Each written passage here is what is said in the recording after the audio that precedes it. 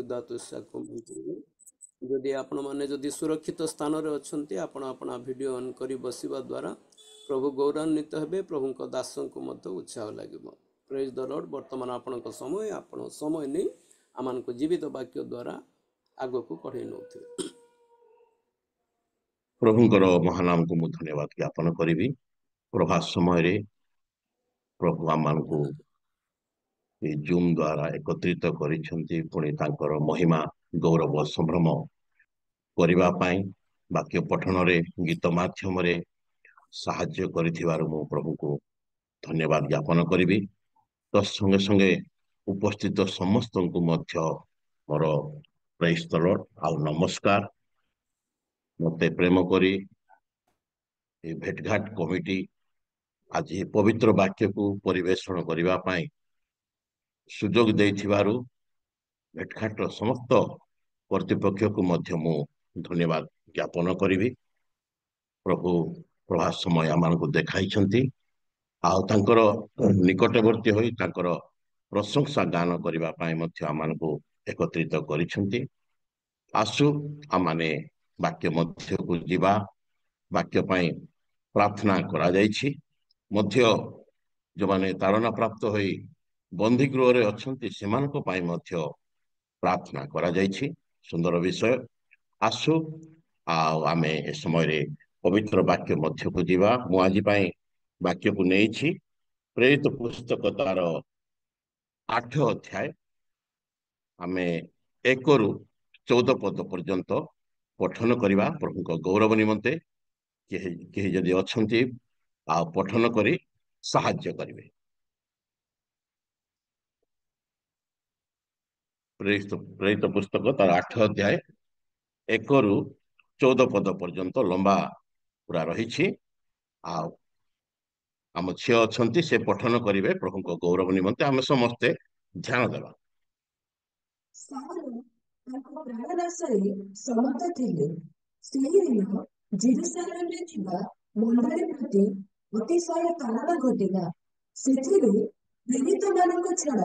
अन्य समस्ते जिहुदा प्रदेश व समीरण अंचल समूह चारिआडे छिन्न भिन्न होई गले। तथापि केतेक जन उक्त लोक स्टीफन को समाधि दे निमंते बहुत विलाप कले। किंतु साल घरे घरे पशि पुरुष और स्त्री लोक मानक कारागार समर्पण करी मंडली को उच्छिन्न करने लगे। सेठिरे जोमाने छिन्न भिन्न होइथिले सेमाने चतुर्दिगरे भ्रमण करू करू सुसमाचारर वाक्य प्रचार करले। पुणी फिलिप समीरणर प्रधान नगर को जाई लोकमानक निकटरे ख्रीष्टଙ୍କୁ घोषणा करबाकू लागिले। आ लोक समूह फिलिपଙ୍କ କଥା शुणी वो तांको कृत आश्चर्य कर्म सबु देखी एक चित्तरे तांको कथारे मनोयोगी करुथिले। कारण असुची आत्माविष्ट अनेक लोकଙ୍କ ठारू सेही आत्मा गुड़ाक उच्च स्वर रे चित्कार करी बाहरी आसीबाकू लागिले।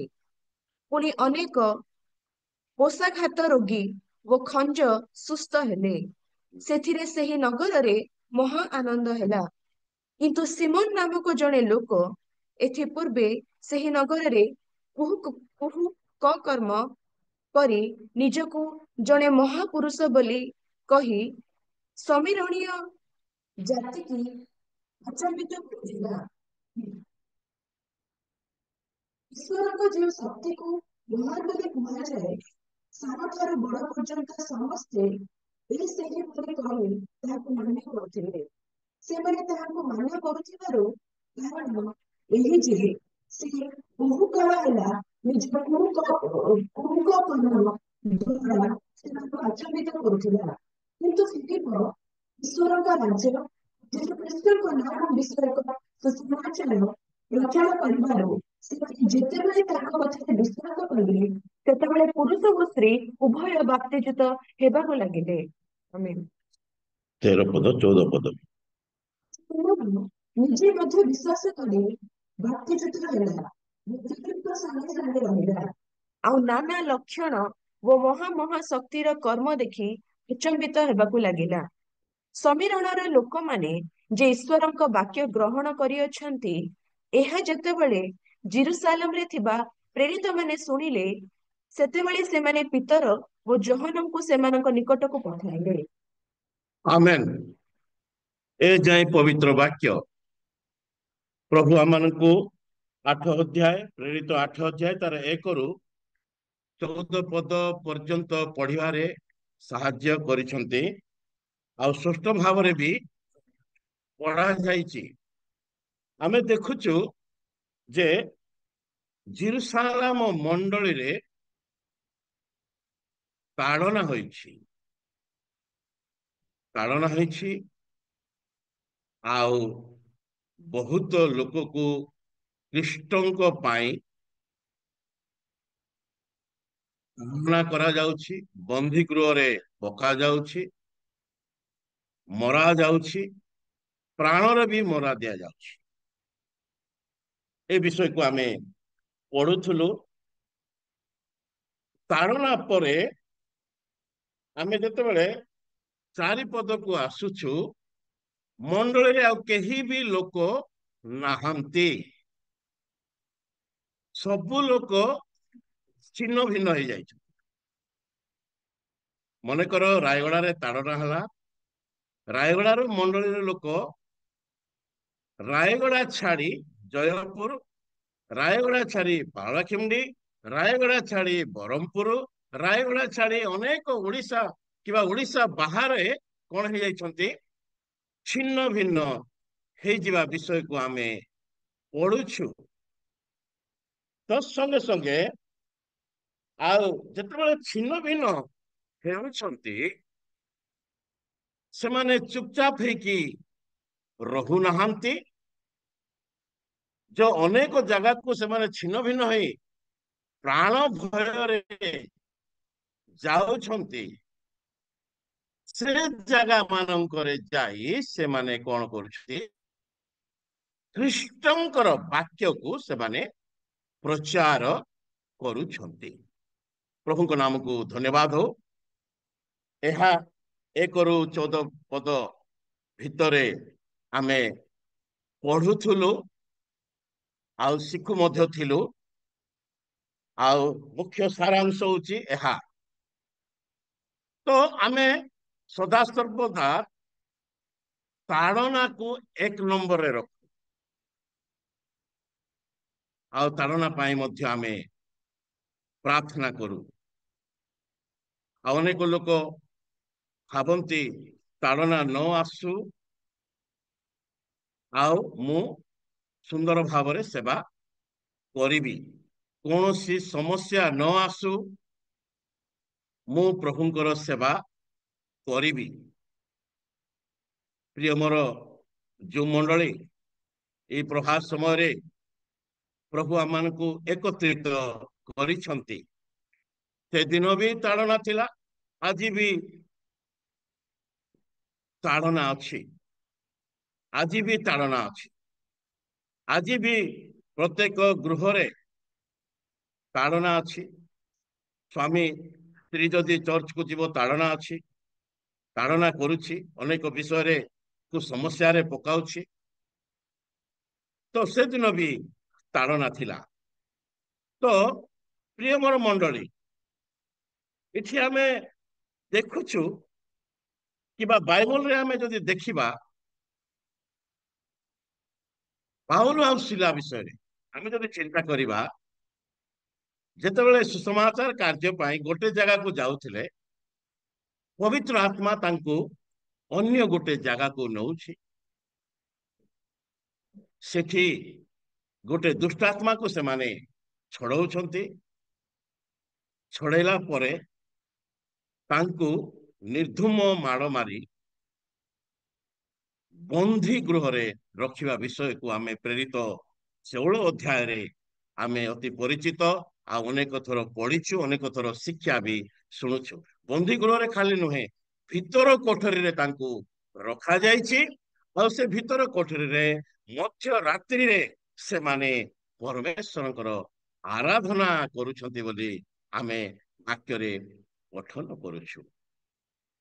ଏଇ ଅଧ୍ୟାୟ, ଏଇ 8 ଅଧ୍ୟାୟ ଯେତେବେଳେ ଆମେ ପାଠ କରୁଛୁ, ଆମମାନଙ୍କୁ ଏମିତି ଲାଗୁଛି ଯେ ଯେଉଁ ଜାଗାରେ ତାଡ଼ନା ଅଛି ସେଇ ଜାଗାରେ ଆଶୀର୍ବାଦ ବି ଅଛି। ତାଡ଼ନା ପାଇଁ ଆମେ ଡରିବା ନାହିଁ। ଶୈତାନ କେବେ ବି ପରମେଶ୍ୱରଙ୍କର ଆରାଧନା କରନ୍ତୁ, ଅନେକ ଲୋକ ପରମେଶ୍ୱରଙ୍କ ପାଖକୁ ଆସନ୍ତୁ, ପରମେଶ୍ୱରଙ୍କର ମହିମା କରନ୍ତୁ, ପରମେଶ୍ୱରଙ୍କର ଗୌରବ କରନ୍ତୁ, ଏହା ସେ କେବେ ବି ଚାହିଁବ ନାହିଁ। ଏ ଜାଗାରେ ତାଡ଼ନା ହେଇଛି। ସ୍ତିଫାନକୁ ପଥର ଦ୍ୱାରା ମାରି ମାରି ତାକୁ ଜୀବନରେ ମାରି ଦିଆଯାଇଛି। ଆମ ଜାଗା ମାନଙ୍କର ହେଲେ ଆମେ ସମ୍ପୂର୍ଣ୍ଣ ଭୟ ହବା। ଆମ ଜାଗା ମାନଙ୍କର ହେଲେ ଆମେ ସମ୍ପୂର୍ଣ୍ଣ ନିରାଶ ହେଇଯିବା। ହୁଏତ ଆମେ ସେବା ଛାଡ଼ିଦେବା। ପ୍ରିୟ ମୋର ମଣ୍ଡଳୀ, କିନ୍ତୁ ଆଜି ଦେଖନ୍ତୁ ଏ ସ୍ଥାନରେ କଣ ଘଟିଛି। ଗୋଟେ ବିଷୟ ମୁଁ କହିବି, ଆମେ ଯଦି ପ୍ରେରିତ 1 ଅଧ୍ୟାୟ ପଢିବା, 1 ଅଧ୍ୟାୟରେ ତାର 3-4 ପଦରେ ବହୁତ ସୁନ୍ଦର ଗୋଟେ ବିଷୟ ଲେଖାଯାଇଛି। ବହୁତ ସୁନ୍ଦର ଚେତନାମୂଳକ ଗୋଟେ ବିଷୟ ଲେଖାଯାଇଛି। ନା କଣ? ନା ଟିକେ ବାହାର କରନ୍ତୁ 1 ଅଧ୍ୟାୟ ତାର 3।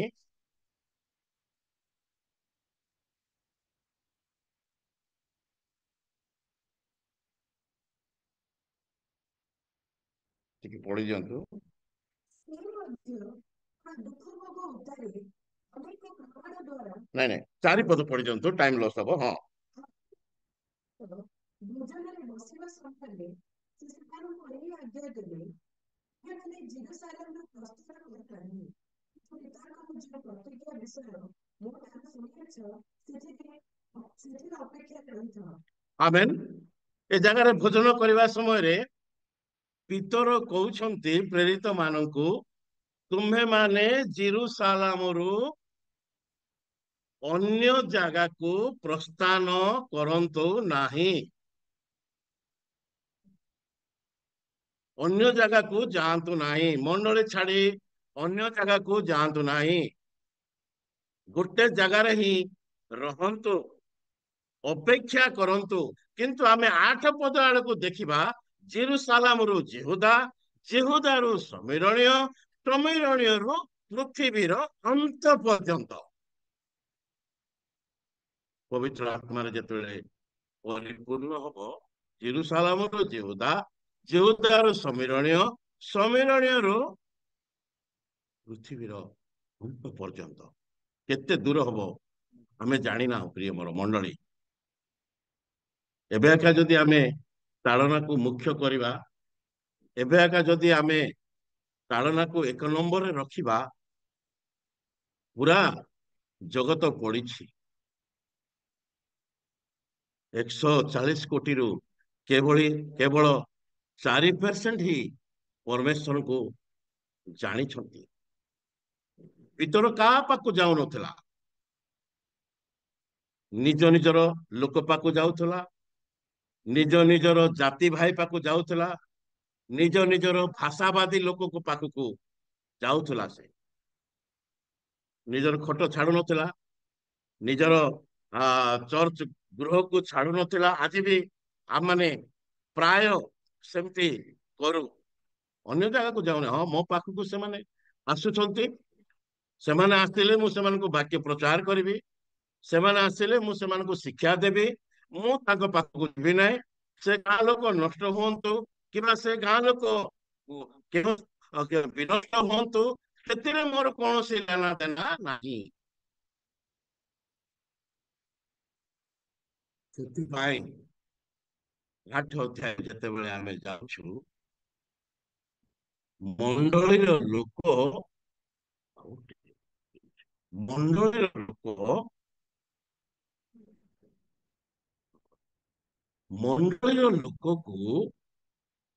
ମଣ୍ଡଳୀର ଲୋକ ଛିନ୍ନ ଭିନ୍ନ ହେବା ସମୟରେ ପରମେଶ୍ୱର ନୀରବ ହେଇକି ଅଛନ୍ତି। ଗୋଟେ ସୋଡା ବୋତଲକୁ ଆପଣ ଯଦି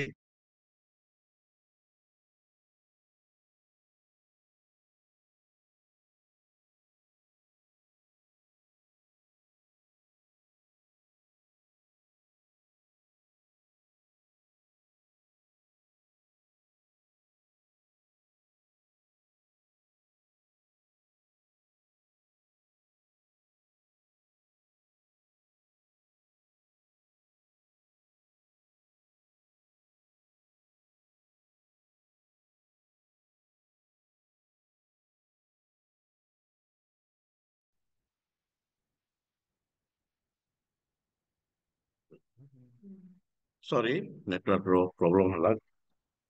ତ ମୁଁ କହିବାକୁ ଚାହୁଁଛି ଗୋଟିଏ ସୋଡା ବୋଟଲର କୁ ଯଦି ଆମେ ଉପରୁ ତଳକୁ ଛାଡିବା ଯେମିତି ଫାଟିକି ଛିନ୍ନ ଭିନ୍ନ ହଉଛି, ଟୁକୁଡା ଟୁକୁଡା ହେଇଯାଉଛି, ଛିନ୍ନ ଭିନ୍ନ ହେଇ ପଡୁଛି, ଭିତର ଭିତର ହେଇକିରି ପଡୁଛି। ସେଇ ପ୍ରକାର ଜେରୁସାଲେମ ମଣ୍ଡଳୀର ଲୋକମାନେ ଆଉ ମଣ୍ଡଳୀରେ ନାହାନ୍ତି। ତାଡନା ହେବା ସମୟରେ ପରମେଶ୍ୱର ନୀରବ ଅଛନ୍ତି। ତାଡନା ହେବା ସମୟରେ ପରମେଶ୍ୱର ଚୁପଚାପ ହେଇକି ଅଛନ୍ତି। ଯେମିତି ମଝି ସମୁଦ୍ରରେ ତୁଫାନ ଆସିଲା, ଖ୍ରୀଷ୍ଟ ଯୀଶୁ ଚୁପଚାପ ହେଇକି ଶୋଇଥିଲେ। ଏମାନେ କେମିତି ହେବେ ଦେଖିବା, କଣ କରିବେ ଦେଖିବା। ଡଙ୍ଗା ହଲୁଛି, କେତେ ପାଣି ଯୀଶୁଙ୍କ ଉପରେ ପଡୁଛି, ହେଲେ ବି ନୀରବ ରହିଥିଲେ। ହେ ପ୍ରଭୁ ଆମେ ମଲୁ ବୋଲିକି ଗୋଟେ ଆୱାଜ ଆସିଲା ପିତରଙ୍କ ଠାରୁ।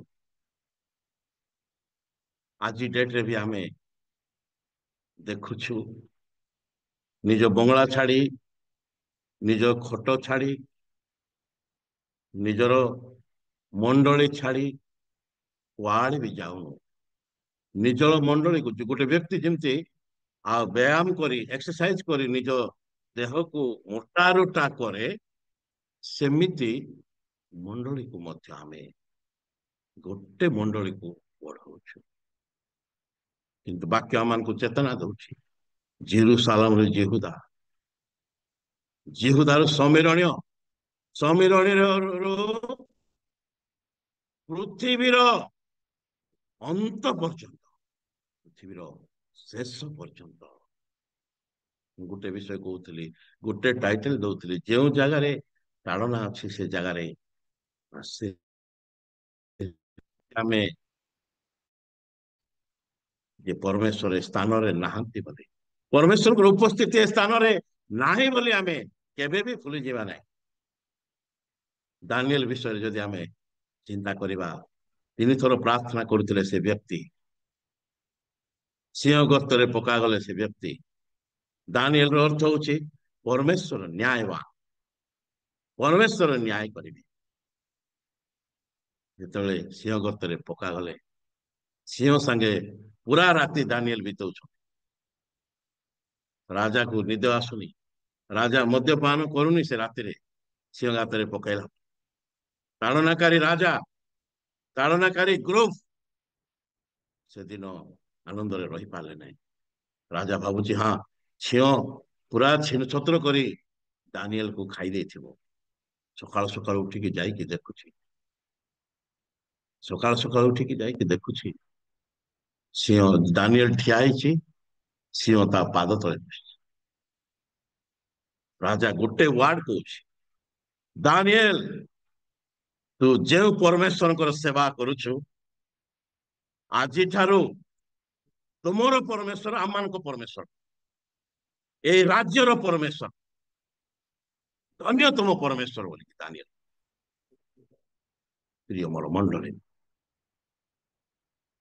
ଆମେ 8 ଅଧ୍ୟାୟରେ ମଧ୍ୟରେ ଅଛୁ। ମଣ୍ଡଳୀରେ କେହି ନାହାନ୍ତି, ଛିନ୍ନ ବି ନାହିଁ। ପରମେଶ୍ୱର ଏହା ଚାହୁଁଛନ୍ତି, ପରମେଶ୍ୱର ଏହା ଚାହୁଁଛନ୍ତି। ସାରା ଭାରତ ପଡିଛି। ମୁଁ ଆମ ଗାଁ ପାଇଁ ଧନ୍ୟବାଦ ଦେବି। ଆମ ଗାଁରୁ ପ୍ରାୟ 105 ନା 115 ଜଣ ମିଶନେରୀ ବାହାରିଛୁ। ଆମେ ତେଢା ବେଳା ଲୋକକୁ ପ୍ରଭୁ ଧରିକି ତାଙ୍କ କାର୍ଯ୍ୟ କରାଉଛନ୍ତି। ପରମେଶ୍ୱରଙ୍କ ନାମକୁ ଧନ୍ୟବାଦ। ଆମେ ଅନ୍ୟ ରାସ୍ତାରେ ଯିବା ସମୟରେ ଆମମାନଙ୍କୁ ସେ ଧରିଲେ, ଆମମାନଙ୍କ ଉପରେ ସେ ଅଧିକାର କଲେ, ଆଉ ଆମମାନଙ୍କୁ ତାଙ୍କର କାର୍ଯ୍ୟରେ ସେ ବ୍ୟବହାର କରୁଛନ୍ତି। ଆମର ରାସ୍ତାକୁ ସେ ବଦଳାଇଛନ୍ତି। 115 ଜଣ ମିସ୍ତ୍ରୀ ଯେଉଁମାନେ ଆଉ ସେବା ପାଇଁ ବାହାରିଛନ୍ତି ଆମ ଗାଁରୁ, ମୁଁ ପ୍ରଭୁଙ୍କୁ ଧନ୍ୟବାଦ ଦେବି। ଅନେକ ଜାଗାରେ କୋରାପୁଟ, ଜୟପୁର, ପ୍ରତ୍ୟେକ ଷ୍ଟେଟରେ ଆମ ଗାଁରୁ ବାହାରି ପ୍ରଭୁଙ୍କ ସେବାରେ ଅଛନ୍ତି। ଏହା ପରମେଶ୍ୱର ଚାହୁଁଛନ୍ତି। ପ୍ରିୟ ମୋର ମଣ୍ଡଳୀ, ସେଦିନ ମଣ୍ଡଳୀକୁ ତାଡ଼ନା ଆସିଲା। ସମସ୍ତେ ଛିନ୍ନ ଭିନ୍ନ ହେଇଗଲେ। ସମସ୍ତେ ଛିନ୍ନ ଭିନ୍ନ ହେଇକି ନୀରବ ରହିନାହାନ୍ତି, ଚୁପଚାପ ହେଇକି ରହିନାହାନ୍ତି। ଅନେକ ଜାଗାକୁ ଯାଇକି ସେମାନେ ସୁସମାଚାର ପ୍ରଚାର କଲେ। ଟିକେ ଆମେ 8 ଅଧ୍ୟାୟକୁ ଯିବା।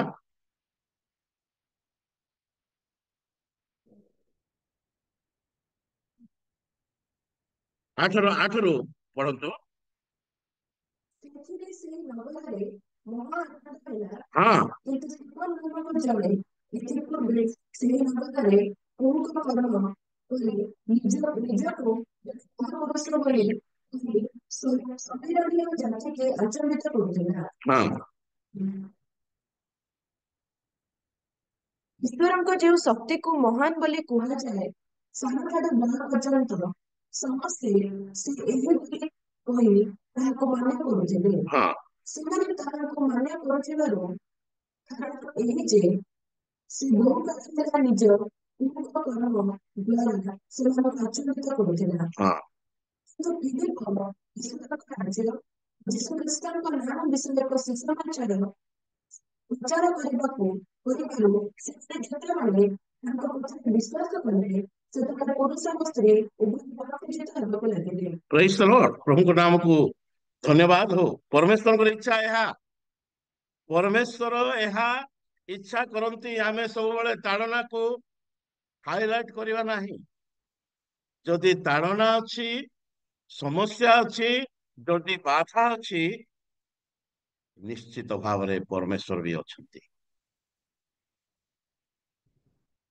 ନାଇଁ, ଅମୁକ ଗଭର୍ଣ୍ଣମେଣ୍ଟ ଆସିଲା ଆମମାନଙ୍କ ପାଇଁ କାର୍ଯ୍ୟ କରେଇଦବ ନାହିଁ, ଚର୍ଚ୍ଚ କରେଇଦବ ନାହିଁ, ଚର୍ଚ୍ଚରେ ତାଲା ଝୁଲିବ, ସୁସମାଚାର ପ୍ରଚାର କାର୍ଯ୍ୟ କରେଇଦବ ନାହିଁ,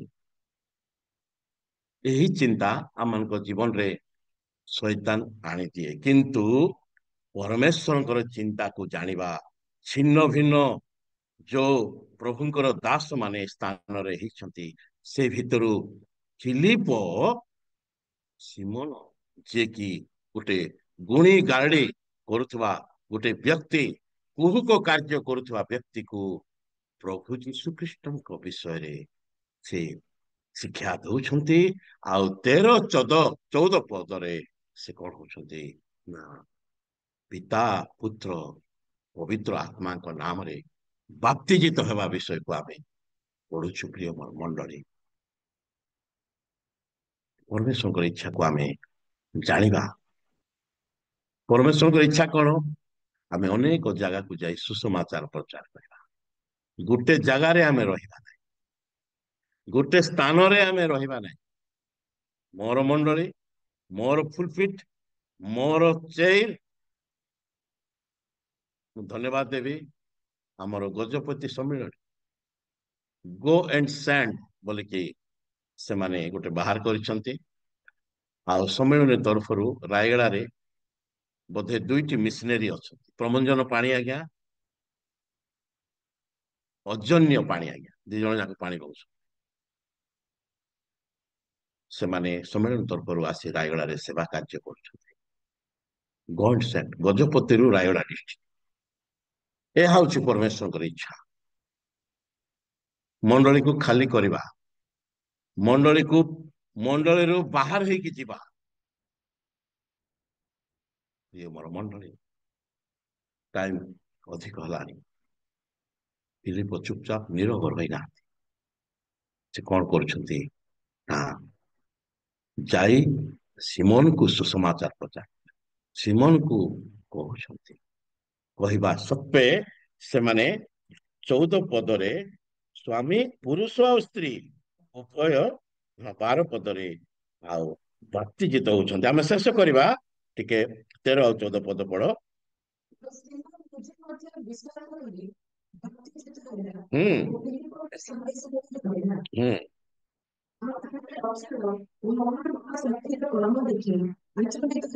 ଏହା ପରମେଶ୍ୱର ଚାହୁଁଥିଲେ। ନାନା ଲକ୍ଷଣ ଆଉ ମହା ଶକ୍ତିର କାର୍ଯ୍ୟ। ଏହା ହଉଛି ପରମେଶ୍ୱରଙ୍କର କାର୍ଯ୍ୟ। ଯଦି ଗୋଟେ ଜାଗାରେ ବସିକି ରହିବେ, ଜେରୁସାଲେମରେ ବସିକି ରହିବେ, ନିଜ ଜାତି ମଧ୍ୟରେ ରହିବେ, ନିଜ ଲୋକମାନଙ୍କ ମଧ୍ୟରେ ରହିବେ, ଗୋଟେ ବିଷୟ ଚିନ୍ତା କରନ୍ତୁ, ଯଦି ଆମ ଗାଁକୁ ଯଦି ମିଶନେରୀ ମାନେ ଆସିନଥିଲେ, ଆମେ ବୋଧେ ଆଜି ସେଇ ଅନ୍ଧକାରରେ ରହିଥାନ୍ତୁ। ୟୁଏସଏ ରୁ ସେରଙ୍ଗ ଆସି ମିଶନେରୀ ମାନେ ଯେତେବେଳେ ରହିଲେ, ଆମେ ଜୀବିତ ପରମେଶ୍ୱରଙ୍କୁ ଜାଣିପାରିଲୁ। ଆମ ବାପା ମା ଜାଣିଲେ, ଆମ ଜେଜେ ବାପା, ଆମ ଲୋକମାନେ ପ୍ରଭୁକୁ ଜାଣିଲେ।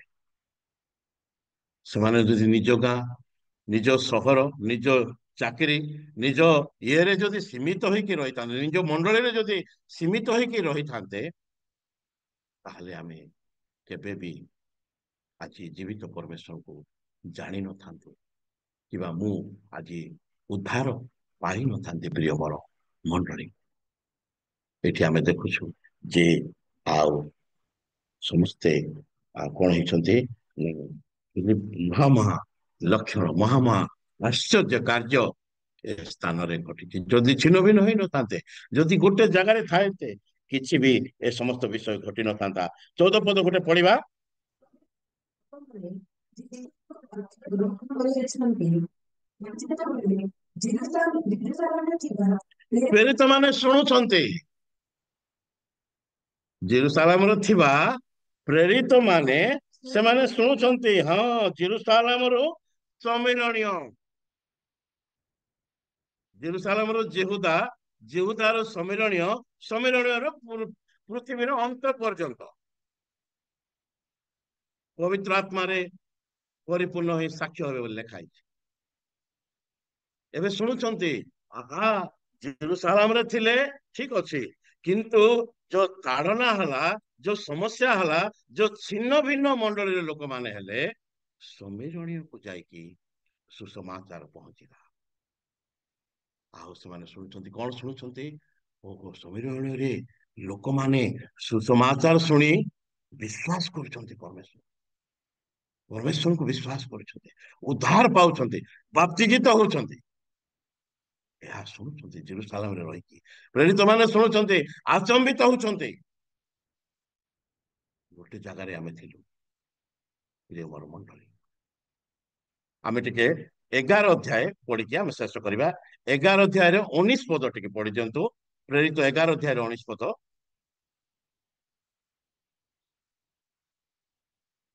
ମଧ୍ୟରେ ସକାଶେ ଘଟୁଥିବା କ୍ଲେଶକୁ ଯେଉଁମାନେ ଛିନ୍ନ ଭିନ୍ନ ହୋଇଯାଇଥିଲେ, ଯେଉଁମାନେ ଛିନ୍ନ ଭିନ୍ନ ହୋଇଯାଇଥିଲେ,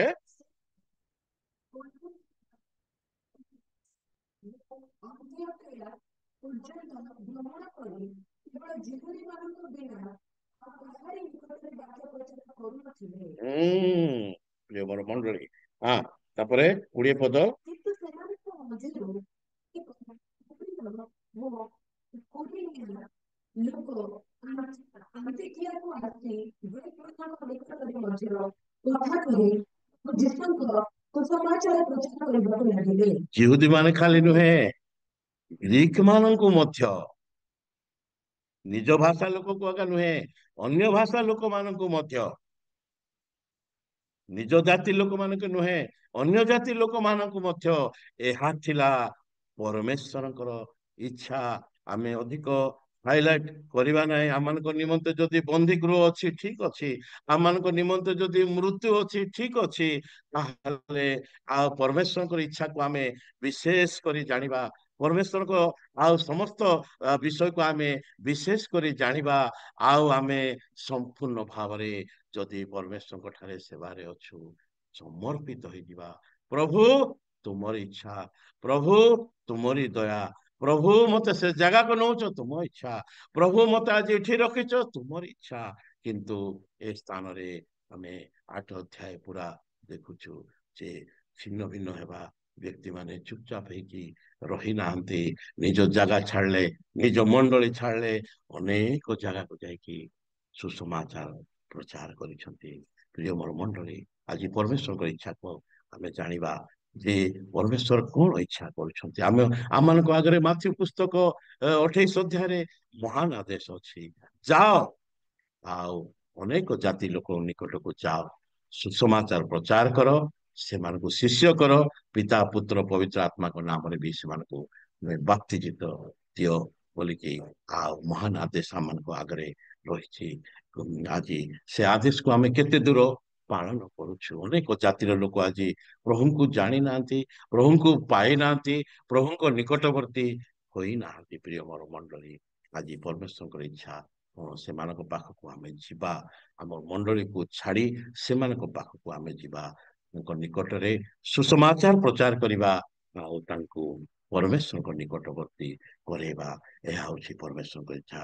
ଆମେ ତାଳନାକୁ ହାଇଲାଇଟ କରିବା ନାହିଁ। ତାଳନା ଆସୁ, ବାଧା ଆସୁ, ଆମେ ଜାଣୁଛୁ, ପଢୁଛୁ, ସବୁବେଳେ ତାଳନା ଆସିବ, କିନ୍ତୁ ବାଇବଲରେ ଆପଣମାନେ ପଢନ୍ତୁ, ଯେଉଁ ଜାଗାରେ ତାଳନା ଅଛି ସେ ଜାଗାରେ ଆଶୀର୍ବାଦ ଅଛି, ଯେଉଁ ଜାଗାରେ ମାଡ଼ ଅଛି ସେ ଜାଗାରେ ପରିତ୍ରାଣ ଅଛି।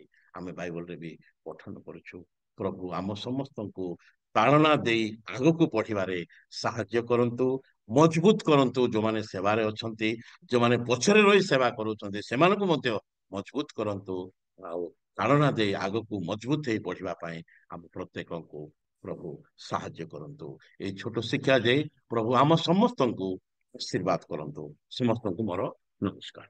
ନମସ୍କାର। ପ୍ରେଜ୍ ଦ ଲର୍ଡ। ପ୍ରଭୁଙ୍କ ଦାସଙ୍କୁ ଆମେ ଧନ୍ୟବାଦ ଜ୍ଞାପନ କରୁ। ପ୍ରଭୁଙ୍କ ଦାସ ଆମମାନଙ୍କୁ ଗୋଟିଏ ଜାଗାରେ ଆମମାନେ ସୁସମାଚାର ପ୍ରଚାର କରି ସୀମିତ ନ ରହି ଆମମାନଙ୍କୁ ଜେରୁସାଲାମ, ଜିହୁଦା ପ୍ରଦେଶ, ସମୀରଣୀୟର ପ୍ରାନ୍ତ ପର୍ଯ୍ୟନ୍ତ ଯେ ପ୍ରଭୁଙ୍କର ସାକ୍ଷୀ ହେବା ବିଷୟରେ ଆମମାନଙ୍କୁ ପ୍ରାଞ୍ଜଳ ଭାବରେ ଆମମାନଙ୍କୁ ଶିକ୍ଷା ଦେଇଥିବା ଯୋଗୁଁ ଆମମାନଙ୍କ ସେରଙ୍ଗ ଭେଟକାଟ ଜୋନ୍ ତରଫରୁ ତାଙ୍କୁ ଆମେ ଧନ୍ୟବାଦ ଜ୍ଞାପନ କରୁ।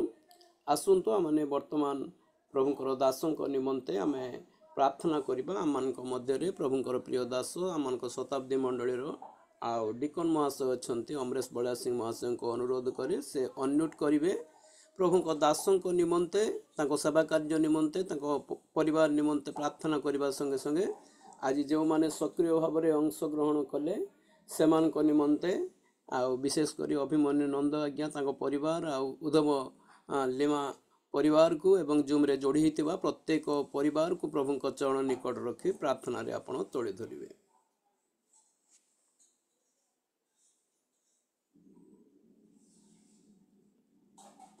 ପ୍ରଭୁଙ୍କର ପ୍ରିୟ ଦାସ, ଆମମାନଙ୍କ ଶତାବ୍ଦୀ ମଣ୍ଡଳୀର ଡିକନ ମହାଶୟ ପ୍ରାର୍ଥନାରେ ଆମମାନଙ୍କୁ ଆଗକୁ କଢ଼େଇ ନେବେ।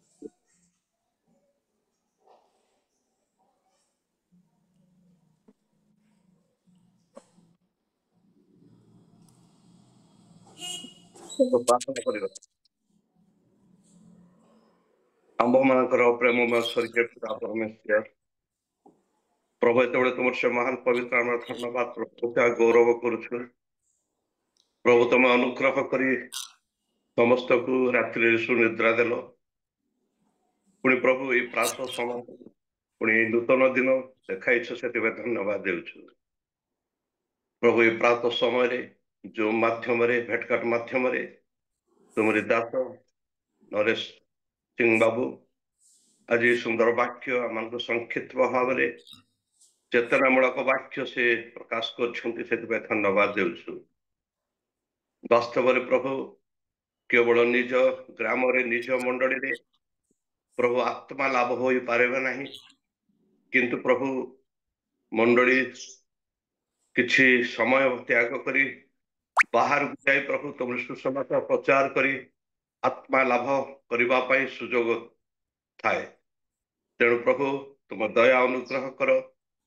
ଆମେ ସମସ୍ତେ ଯେପରି ନିଜ ନିଜ ଗ୍ରାମରେ, ନିଜ ନିଜ ମଣ୍ଡଳୀରେ ସାହାଯ୍ୟ ନ କରି ଅନ୍ୟତ୍ର ଯେପରି ଯିହୁଦୀ ମାନେ ଛିନ୍ନ ଭିନ୍ନ ହୋଇ ପ୍ରଭୁ ଆତ୍ମା ଲାଭ କରିଥିଲେ, ତାଡ଼ନା ପ୍ରାପ୍ତ ହୋଇ ସେଇଭଳି ଆମେ ସମସ୍ତେ ଯେପରି ତାଡ଼ନା କରି ପ୍ରଭୁ, ଯେପରି ଆମେ ତୁମରି ଗୌରବ ପାଇଁ ପ୍ରଭୁ ଅନ୍ୟମାନଙ୍କର ବିନଷ୍ଟର ଆତ୍ମା ଲାଭ କରିବୁ, ଏଥିପାଇଁ ପ୍ରଭୁ ତୁମେ ଆମମାନଙ୍କ ସହବର୍ତ୍ତୀ ପରମେଶ୍ୱର ପ୍ରଭୁ, এই ସୁନ୍ଦର ବାକ୍ୟ ତୁମେ ଆମମାନଙ୍କୁ ଜଣାଇଛ, ସେଥିପାଇଁ ଧନ୍ୟବାଦ ଦେଉଛୁ।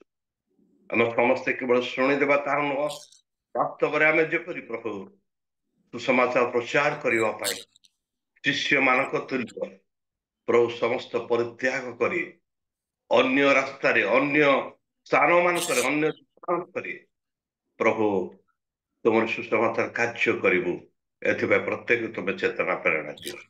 এই ସୁନ୍ଦର ବାକ୍ୟ ତୁମେ କହିଥିବାରୁ तुम से महान पवित्र नाम धन्यवाद देउछु पुणी प्रभु तुमरी से भाई को मध्य ये सुंदर ज्ञान देइथिबारु धन्यवाद देउछु आउरी तुमे आशीर्वाद करो जेपरी प्रभु ये सुंदर वाक्य सदा सर्वदा से कहिबे एवं समस्त को चेतना दे करिवे एथिपाई विशेष कर तुमे आशीर्वाद करो तांकर सेवा कार्य रे तांकर परिवार मध्य प्रथम तुमे आशीर्वाद अनुग्रह करो आज जेते प्रभु आम उपस्थित अच्छु आम समस्ते जेपरी प्रभु वाक्य प्रति ध्यान हबु एवं वाक्य अनुसार चलबु एथिपाई प्रत्येक तुमे आशीर्वाद करो प्रभु आज परिचालक मध्य जो सुंदर भाव परिचालना करती प्रभु तांको मध्य तुमे दया अनुग्रह करो तांको सेवा प्रति तांको परिवार प्रति प्रत्येक क्षेत्र में तुमे अनुग्रह करो जेते प्रभु आज सक्रिय अंश ग्रहण करी वाक्य पठन करा जायछि गीत गान करा जायछि ए समस्त प्रति मध्य तुमे आशीर्वाद अनुग्रह करो पुणी प्रभु प्रत्येक जेते आमे रही अच्छु समस्ते जेपरी प्रत्येक दिन प्रत्येक समय प्रभु प्रत्येक परिस्थिति रे तुम सेवा आराधना करू एपाई विशेष कर तुम दया अनुग्रह कर तुम गौरव प्रशंसा पाओ प्रार्थनार फूल तोटे मार्चना करो ये समस्त प्रार्थना प्रभु जीशु नाम रे मागिली आमेन आमेन। समस्त विषय स्मरण करी प्रार्थना